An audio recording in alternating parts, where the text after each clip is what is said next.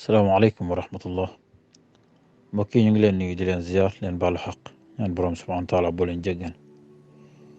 xadiisu tey bi dafay wax an al-Barra radiyallahu anhu qaal qaala rasulullahi sallallahu alayhi wa sallam kunna fi janazatin ma'a rasulillahi sallallahu alayhi wa sallam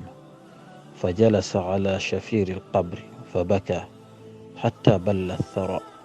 ثم قال يا إخواني لمثل هذا فأعدوا رواه ابن ماجه Yonent bi sallallahu alayhi wa sallam ci nettali xadiis bi mooy Barra Yonent bi sallallahu alayhi wa sallam dañoo àndoon ak moom am benn mbokk mu faatu woon ñu doon ko denc doon ko jébbal boroomam mu daldi bi mu toogee ci kaw tiim bàmmeel bi noonu biñ koy dugal daldi jooy ba suuf si tooy maanaam jooy rongañ yu bari léegi nag mu daldi ndeysaan mu daldi jooy ba pare ma ne yéen sama mbokk yi bis bii maanaam lu mel nii na ngeen koy préparer ngeen koy waajal xadiis bi Ibnu Maaja moo ko solo daf ñuy fàttali dee la ñuy fàttali dee nag kéemaan la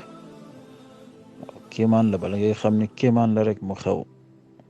bu xewee rek ngay yëg ni dee kéemaan la ci surtout nag ci façon xewin yi nag Yonent bi dañu ko fàttaloo sallallahu alayhi wa sallam jullit warul di fàtte dee ndax daf di loo xam ne du jaas ala kulli xaalin foo mën a jaar dina dikk doomu aadama ne bu xëyee ba jant so moom day daw dee ba jant so mu xëyaat di dawaat dee te saa bu xëyee di ko gën a jege malheureusement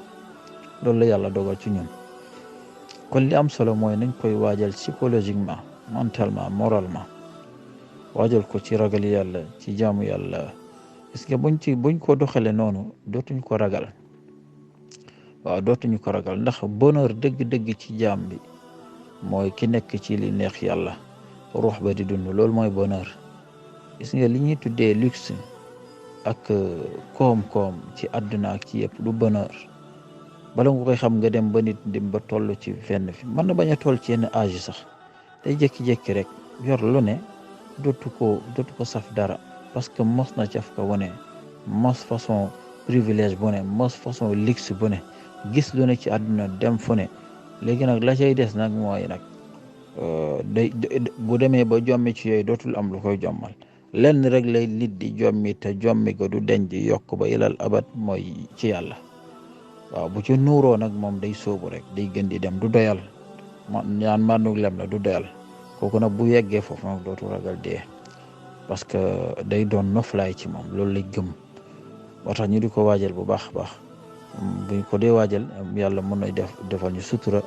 mu dajee ak ngërmande yal nañu ko yàlla def bi jaahi sayyidina Muhammad qul qawli hada wa astaghfirullaha al-azim li wa lakum wassalaamu aleykum wa rahmatullahi wa barakatuh